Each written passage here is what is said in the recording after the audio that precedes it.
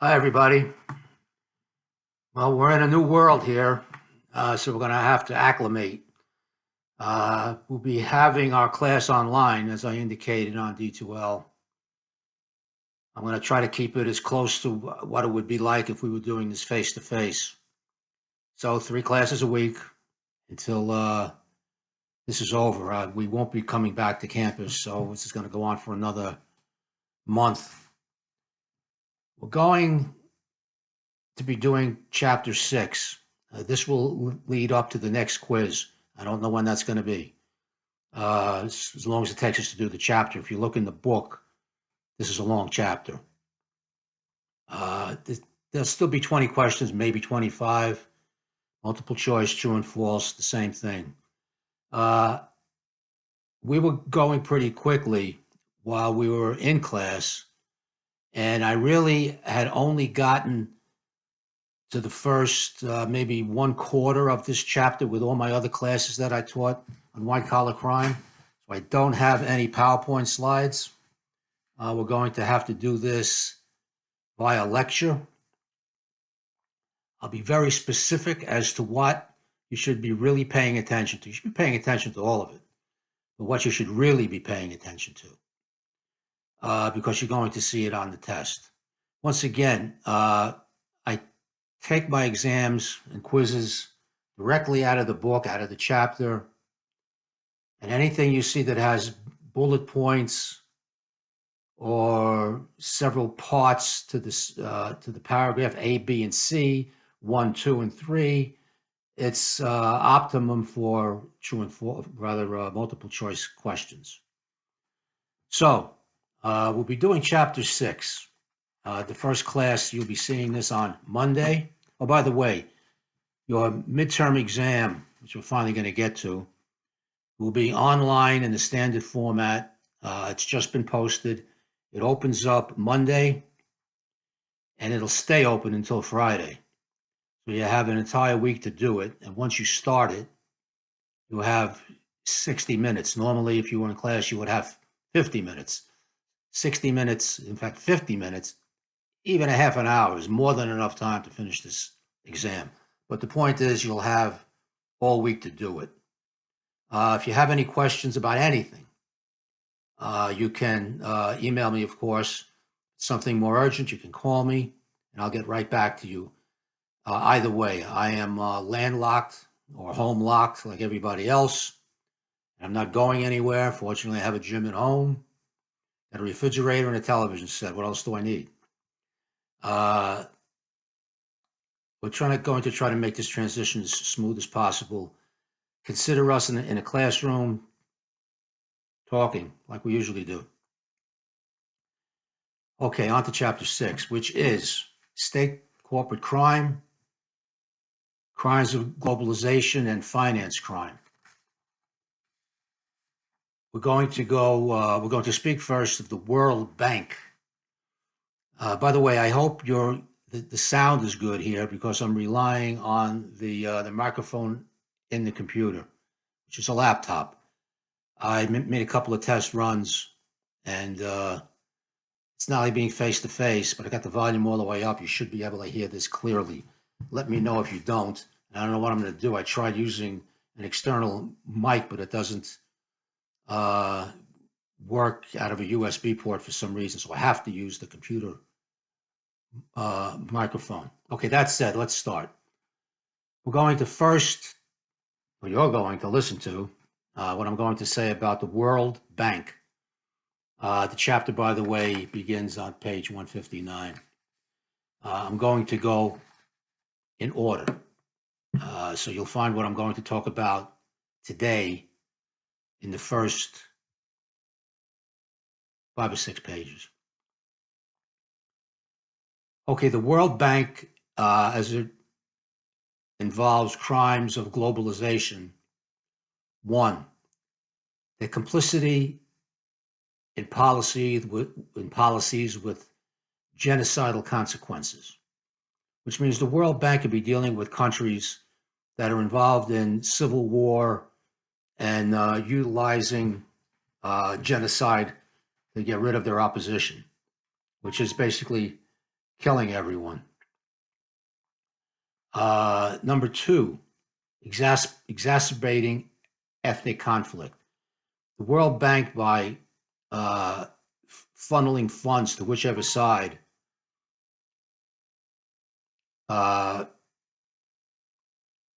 could exacerbate or accelerate the internal conflict. Three, increasing the gap between the rich and the poor.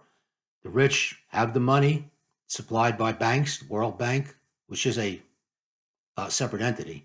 I'm not talking about banks, every bank in the world. I'm talking about a specific bank, which is the World Bank. The rich have the money and the poor don't, which is obviously logical. Uh, they foster an immense ecological and environmental damage by whichever side they support, by putting in funds to help huge corporations, or to not uh, inject funds into a specific country. They can have huge economical consequences involving that. Five, neglecting agriculture so crucial to developing countries. If they don't pump funds into these countries via loans or grants, the ecological system could collapse. Farmers need money to buy crops, fertilizer, etc. Number six, callous treatment of vast numbers of indigenous people in these countries from their original homes and communities. Indigenous means the people who live in the country. Uh, the World Bank has been known to be aloof and not sympathetic to poor people in third world countries. So hold on one second. I'm getting urgent texts here, and I don't want to pause this for fear I'll never get it back.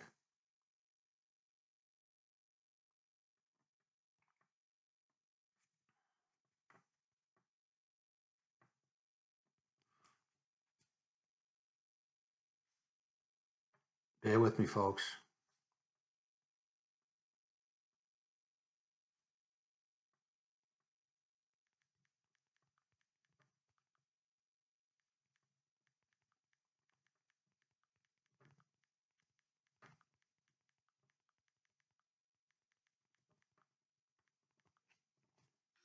Okay, I'm sorry about that. Uh, moving on to finance crime.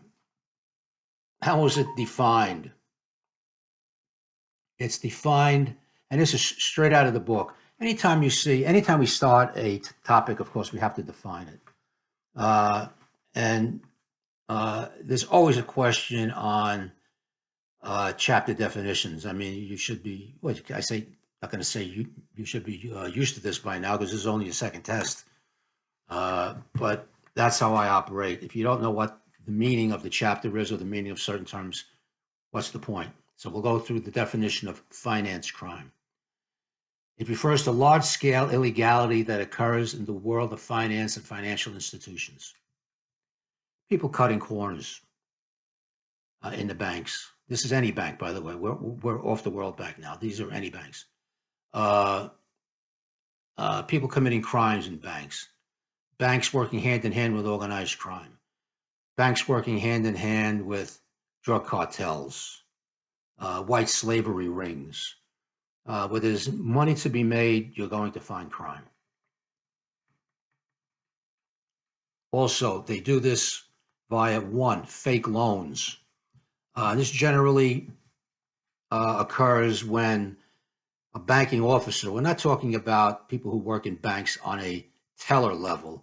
We're talking about at least an assistant manager or the manager of a bank. Fraudulent loans operate as follows. Organized crime is involved in this. Individuals aren't, unless the individual trying to commit fraudulent loan applications is the brother of the bank manager. But usually it's organized crime approaching a bank manager, assistant manager, somebody that's an officer in the bank. That's got problems, usually gambling problems. and organized crime will take advantage of this. So they can have drug problems, any kind of problems, where the manager needs the money. So they get into cahoots with an officer of the bank, and they prepare a loan application, like anybody that would walk in off the street, you, me, or anybody else. Somebody wants to take a loan, they have to fill out an application. Now, to make false statements on these applications is a federal felony. That said, it's got to be reported by the bank before it can be a federal felony. And if they're working in cahoots with the manager, there's a good possibility that these crimes may not be uncovered. So how does it work? Okay, an application is filled out, say, by me. I'm an organized criminal. I'm in the mafia, and we have the manager in our pockets. So I go in there and I say, I want to buy attractive real estate. I'd like to take a loan. Most people who invest in real estate do it this way. They don't use their own money. They take a loan, they build property, turn the property over for a profit, repay the loan, and pocket the profit. So this is business as usual. Only what the bank is going to loan me for the property, if there is in fact property to begin with, it could be phony from right from the get-go. There is no property. But usually there is property that's worth, say, $100,000. Nice round number. The bank will, or the people in cahoots with the bank management will take out a loan for $500,000, saying that's what the property is worth. Now, the bank is supposed to vet this loan application to see if it's true, but the bank manager is crooked. So he will say that, yes, we vetted this property. It is, in fact, worth $500,000, and we will float the loan.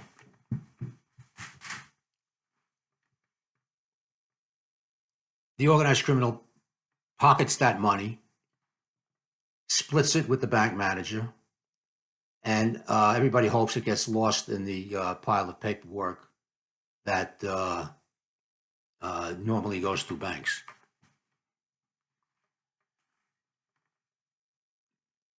People get caught doing this generally when the bank gets audited by the federal government. Every bank is insured by the Federal Deposit Insurance Corporation. Any money that's lost in any kind of banking transaction, if the bank folds up, the people who have accounts in the bank get reimbursed up to $250,000, which is most people. The majority of people will not keep more than what they have to keep in a bank. If they're going to keep $250,000 or more, or if they have that kind of money, they'll invest it in something else. They're not going to keep it in an interest-drawing bank account at like 1% interest. That's ridiculous. They can have their money working for them elsewhere. But that's how they get caught. The federal auditors come in and they catch them that way. Mortgage market collapse. This is number 2. Mortgage market collapse. Look, I'm going to have to put this thing in pause because I got an urgent phone call coming in. Stand by. Okay, I'm sorry. Where was I? All right. I began to talk about the mortgage bank, the mortgage market collapse. This happened in 2008, where banks were giving anybody mortgages that wanted them. And you may think, well, that must be an exaggeration. Well, no, it's not.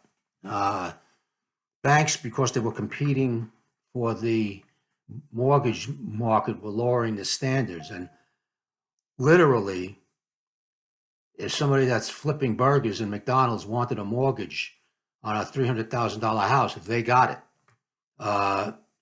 with no money down or very little money down, and the banks knew this was the wrong thing to do, but they also figured, well, when the person can't pay their mortgage, we'll seize the house, we'll foreclose on the house, resell it, and we'll make the profit then, or that way. Well, the word started to get out, and savings and loan companies were doing these mortgages in 2008. There's a lot more savings and loan companies than there are banks, and they flooded the market with these useless mortgages, knowing, because they won't admit it, but otherwise a lot of people would have gone to prison. Uh, they just thought they were giving Americans a chance to be homeowners, which I think is a bit of a stretch. The problem happened when the word got out and everybody started applying for these loans, and the savings and loans and some banks were giving these mortgages, uh, and people couldn't pay them. So the housing market collapsed. The banks and the savings and loan companies are now flooded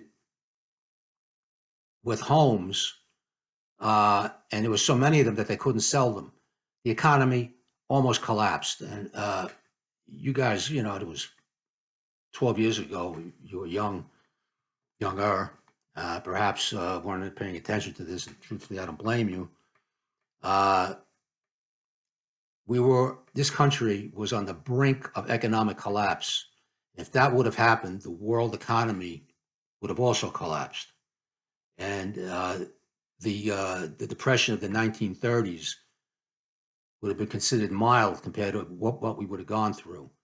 So at the last second, the federal government loaned money to the banks to stay in business. But these loans, by the way, were repaid. They were 3-year loans. They were all repaid within a year, because most of these savings and loans and banks figured, I got away with going without going to prison. Let me do the right thing, and they did. As a sidebar, we're in a similar situation now. Within a week or two, we're going to have 30% unemployment. That's economy collapsing territory. And we better hope we have strong leadership, or we're going to be in serious trouble. As far as you folks go, your students, but your parents, if they work or have bills to pay, it's going to be a real big problem. But we'll see. We're, strong as a people. Maybe we'll get out of this. I hope so. Okay, credit card monopolies. If you have a credit card, and I think some of you do now, but if you don't, the interest rate on credit cards are put forth by the banks. So let's say, for the sake of argument, you get a credit card, you just got a credit card, and your first charge is for $1,000 for a camera. So how do the credit card companies, which are banks, by the way, banks own all credit cards. So how do these banks make money? Well, they charge you interest on the loan.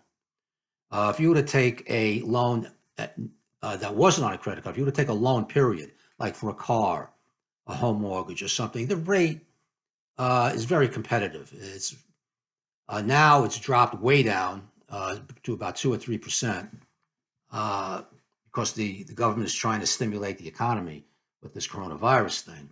But the credit card companies act on their own. They can charge whatever they want. And the interest on credit cards, what they do is they give you the credit card interest-free for usually 6 months. And then they hit you with their interest rate.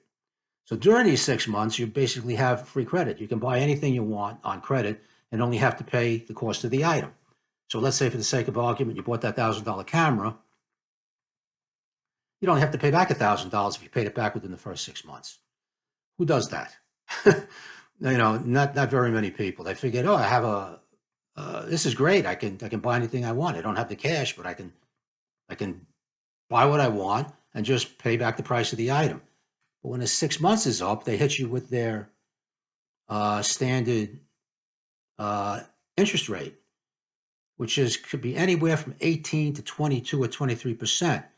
So let's say, and this is compounded quarterly, so that $1,000, if you pay the minimum, which is usually $15 a month, if you pay the minimum, it's going to take you 7 years to pay off that camera.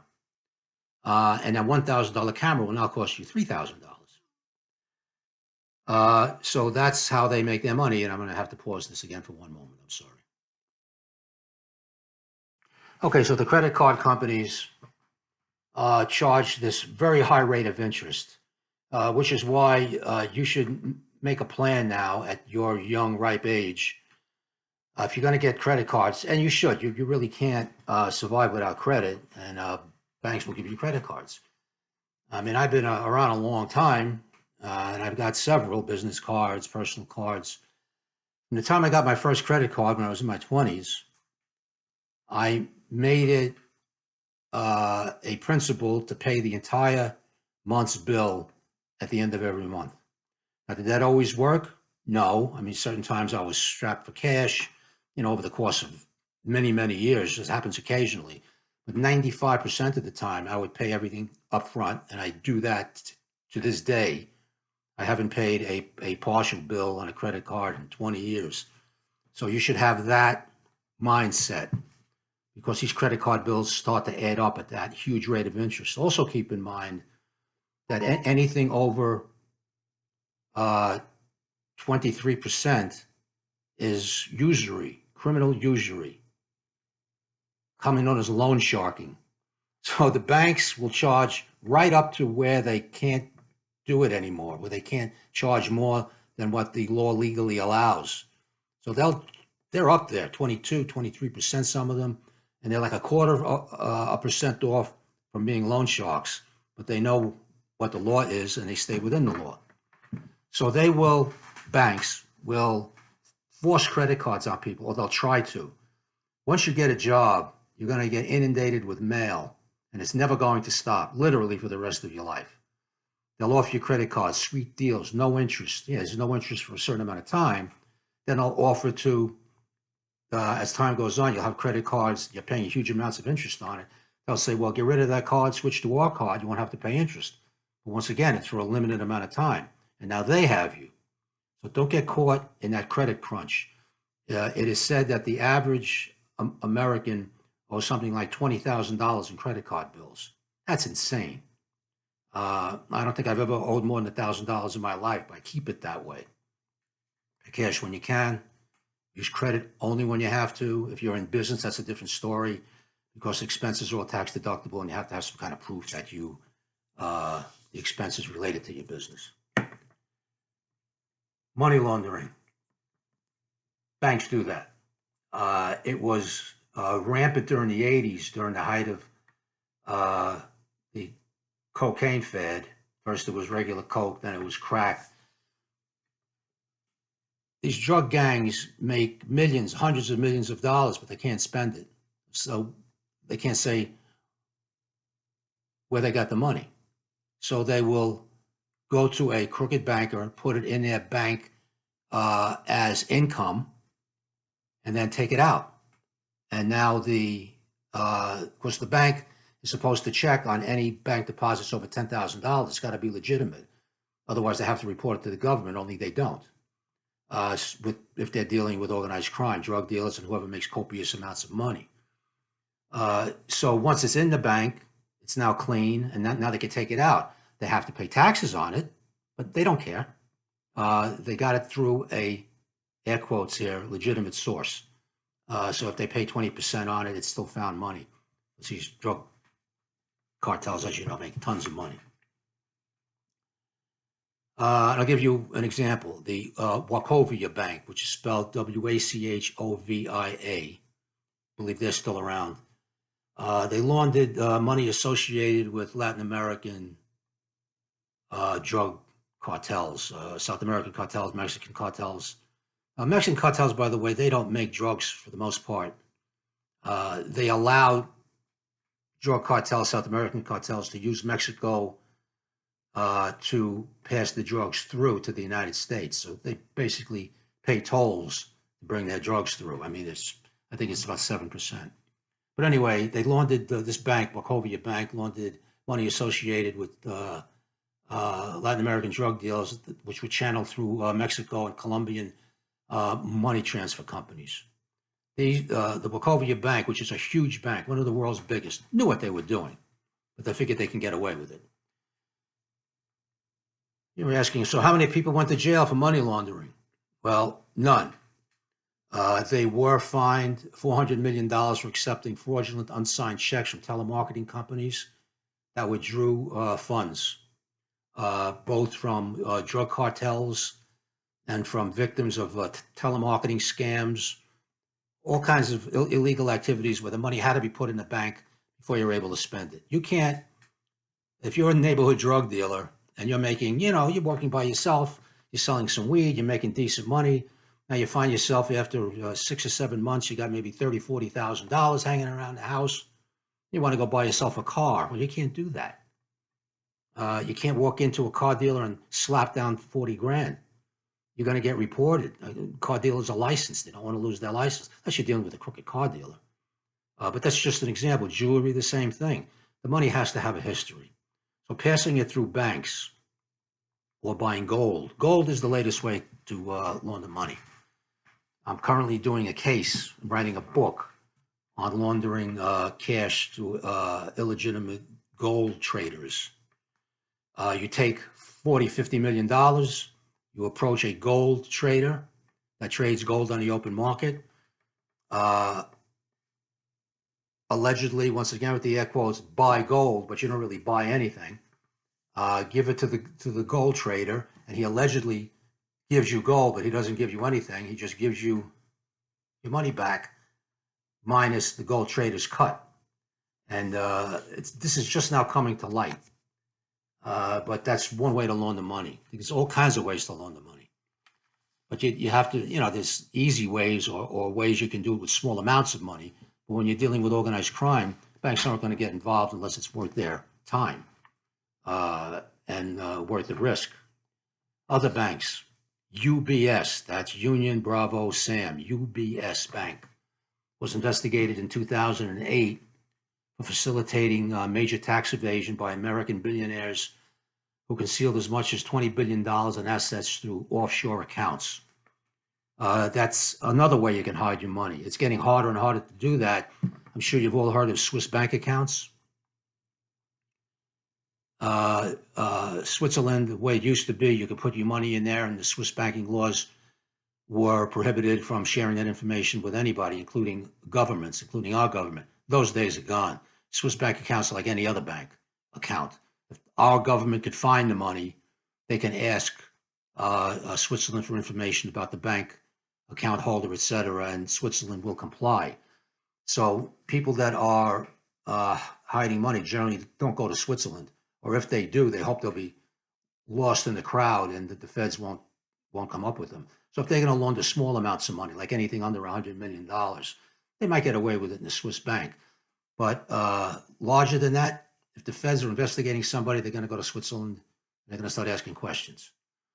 So there are other countries now that have banking systems that are similar to what Switzerland used to be. And the current hot bank of the moment is on the banks in the Isle of Man, banks in the Caribbean, on various Caribbean islands, because these banks don't fall under American law. So if somebody's going to go to some Caribbean country and open up a bank account, and the feds find out about it, and they go to whatever island it is, Jamaica, St. Martin, whatever it is. Usually these islands are small, so let's not include Jamaica in there because they have ties with the United States. But other bankers that are tied into foreign countries, St. Martin is either France or Holland. And they'll go to these banks and say, we want your banking information. They'll just tell them to get lost because they're not beholden to the United States, as some countries are. The Bank of America was investigated for complicity in illegal mutual fund trading. Bank of America is in the top 3 banks in size in the United States. They knew exactly what they were doing. And once again, no one went to jail, but the banks were fined. So you look at fines like $400 million and you say, wow, that's heavy. Well, no, it's not. $400 million to these bankers are pocket change. We're dealing with something like that now in this country with the coronavirus, if I can make an analogy. Everybody's going to get, anybody that makes $75,000 per person or $150,000 per married couple is going to get either a $75,000 check if you're single, or $75,000. I wish I could get a $75,000 check, a $1,200 check, or a $2,400 check if you're a couple, to hold you over or try to. It's not a lot of money, but every little bit helps.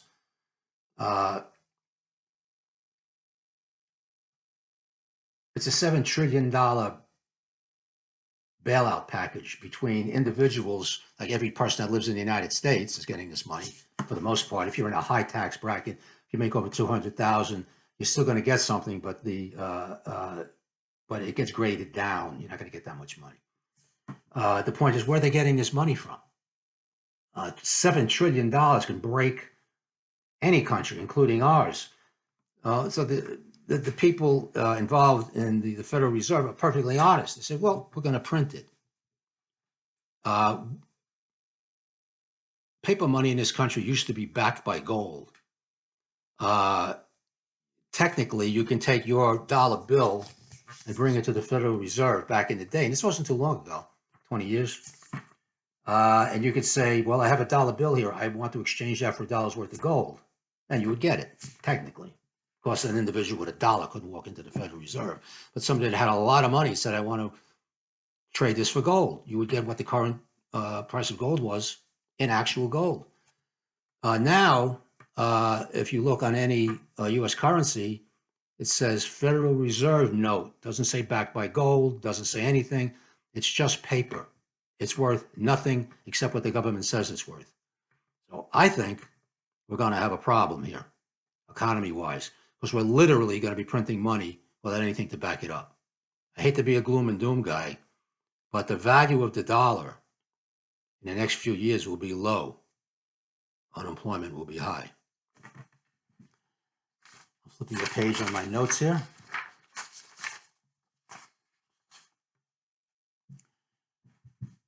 A Japanese bank, a huge Japanese bank that does business worldwide, called Toshida Oguchi.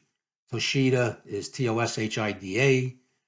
Oguchi is Iguchi, a Japanese investment bank owned by Daiwa, which is D as in David, AIWA bank. It's a subsidiary of Daiwa. Lost more than $1 billion in unauthorized bank trading. This has happened in the last 10 years. One of their traders, this is how banks make money, by the way. I mean, when I was young, I didn't know how banks made money, nor did I care. But just for your own edification, when you put money in a bank, they pay you interest. By the way, not much. And how do they get this money to pay you the interest? Well, they take your money and they use it. And they use it by buying and trading stocks, buying and selling real estate, whatever investment. You hear the term investment banker? Well, that's what they do. They take the bank's money. They work for a bank. They take the bank's money and they invest it. In this particular case with Toshida Oguchi, which reminds me, I'm in the mood for sushi. I don't know why. Anyway, they had this one trader who was using the bank's money because this is his job or her job, and was trading stocks and was losing money and kept on pouring, as the expression goes, good money after bad to recoup the money he was losing because he didn't want to lose his job. Investment bankers are supposed to make money, not lose money. So they have to be in tune with the stock market and the real estate market, housing market, etc. And if somebody screws up, they can lose their jobs.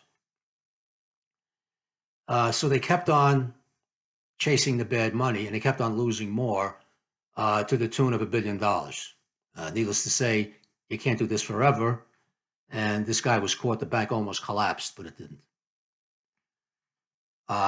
We will wrap up now. We've been into this like 34 minutes, but what I'm going to say now is going to take a little while. Insider trading. You've heard this term. And it's defined as it's a form of white-collar crime, obviously.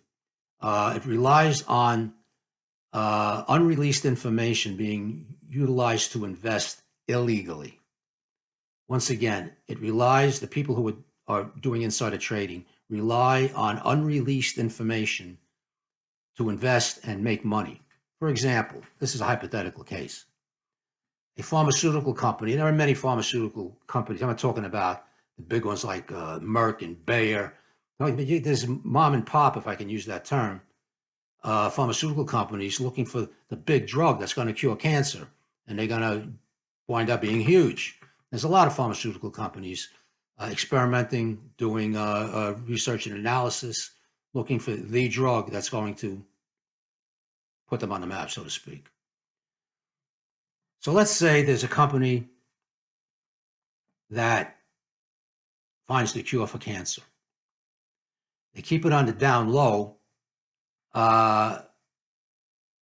because if the company's public, they can't release this information prior to everybody getting this information. If they release the information in a press release, for example, or they get interviewed by the media, they could release it then, but they can't keep it hidden and give it to select people to buy their stock at a low price, because after all, it's a small company. Let's say the stock is going for $2 a share, and now they discover the cure for cancer. The stock is $2 a share until somebody finds out that they've got the cure for cancer. So they'll tell it to a select few people who they will be in cahoots with. They'll tell their brother-in-law, the mailman, somebody to buy this stock at $2 a share. They can't do it, because if they do it, it's going to be in their name and everybody's going to know that they had insider trading and try to get themselves rich. So they'll form a conspiracy with someone. And the way they get caught, by the way, they usually confide in a family member, and justifiably so, because there's a lot of money involved here and it's all in somebody else's name. So they tell this somebody else, I'm going to give you X number of dollars, say $500,000, 10,000, whatever it's going to be, really doesn't make a difference. And you're going to buy this stock in your name. And it's not going to be related to me. So there won't be any insider trading investigations, no problem. So now let's say $50,000. He funnels you $50,000 and you put it in your bank account, hoping it's going to get lost. If you put the money, if you say it's $50,000, you put the money in under $10,000 deposits, $9,900 5 times, the banks don't have to report you. There's a form that's got to be filled out. If you make a deposit in any bank in the United States, $10,000 or over, that goes to the feds. Or if the bank officials in that particular branch think the money is coming from fraudulent means, it could be under $10,000. But if you're a typical depositor and you've been with the bank a while and you're not a stranger trying to open up an account, they'll take the money. And if it's under $10,000, they're not going to report it, usually. So now you've got $50,000 in your account. You buy the stock at $2 a share. The stock goes to $20 a share. Your $50,000 is now worth 20 times that, 10 times that. Well, it's now worth 500,000. Insider trading. So you take the money and you give it to the person who gave you the tip, and he gives you something out of it. You're not going to split it 50-50. The guy who gave you the tip keeps the majority of it. That's insider trading. I hope it's clear. Utilizing insider information to enrich yourself. Now, anybody could do this on Wall Street. Think about it, because they have new stocks coming out all the time. They get insider information themselves, but they don't do it because they know if they do and they get caught, and it's easy to get caught. This is the digital age. And if you're going to steal money, you can't do it on a grand scale in Wall Street, because they have oversight. They have software to catch this stuff. And there's hundreds of millions of trades a day.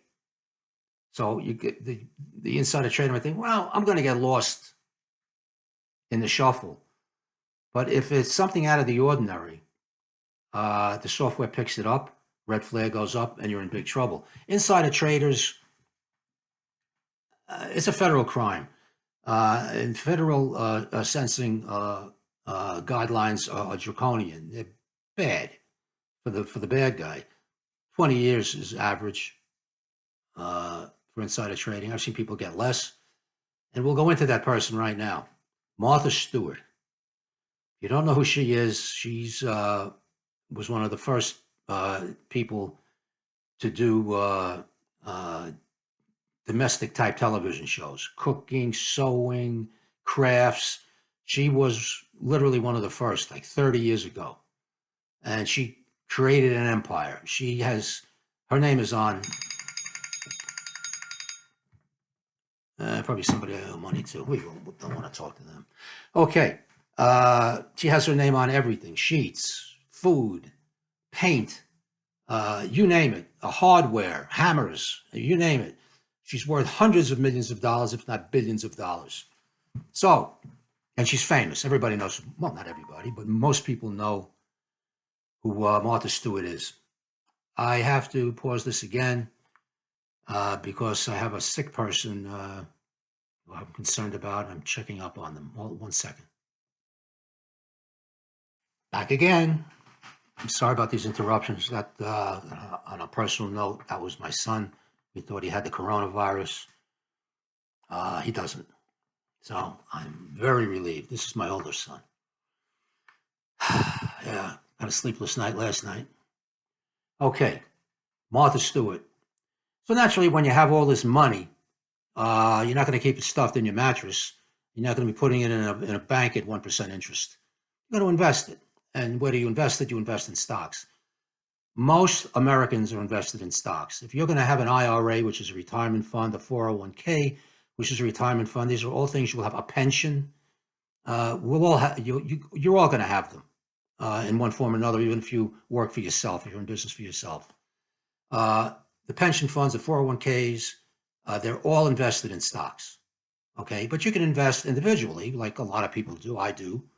I don't have as much money as Martha Stewart has, of course, but she had many, many millions. She gets a call from her broker. Uh,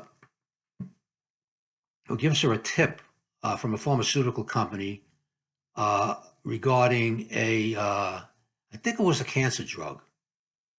Now, this company was out in the open trying to perfect this drug. It had something to do with cancer. Exactly what, I don't know. But it was out in the open. It wasn't hidden. And the stock had gone up legitimately when the word gets out, a company, and they were coming out, the company was coming out with good periodic reports. It has passed the first FDA phase. The Federal Drug Administration has to pass all these drugs, just like the coronavirus drug. Now you say, how come it's going to take a year to a year and a half? Because the FDA has to know that this drug is going to have severe side effects that'll kill you. It'll cure the virus, but it'll kill you 2 years down the road. And it takes time to do this. So this goes in stages. And the average drug on a normal track takes 5 to 7 years. On a fast track, like the drug for the coronavirus, it'll take a year to a year and a half. That said, every time it passes one of the FDA phases, as they call them, the company would come out and say, we passed phase one, we passed phase two. And as they're making this public, the stock keeps going up. Well, they failed the third phase of whatever phase it was, the last phase where which they needed for the drug to go to market. The FDA basically said was it's useless. It takes a while sometimes to find this stuff out. So somebody within the company called their broker. Their broker called Martha Stewart and told her, you got this stock. It's at $27. And once the word gets out that the FDA canned this stock, it's going to drop to $1. You better sell it. This is insider trading.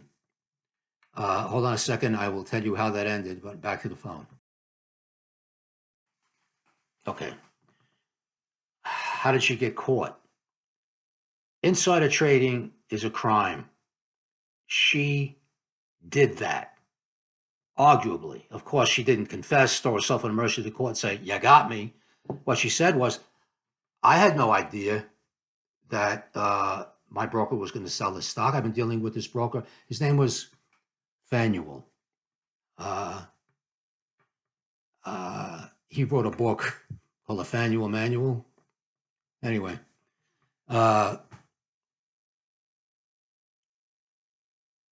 he told the feds, because he was ensnared in this also, he told the feds that he told Martha Stewart, he confessed to it, but because he wanted a deal.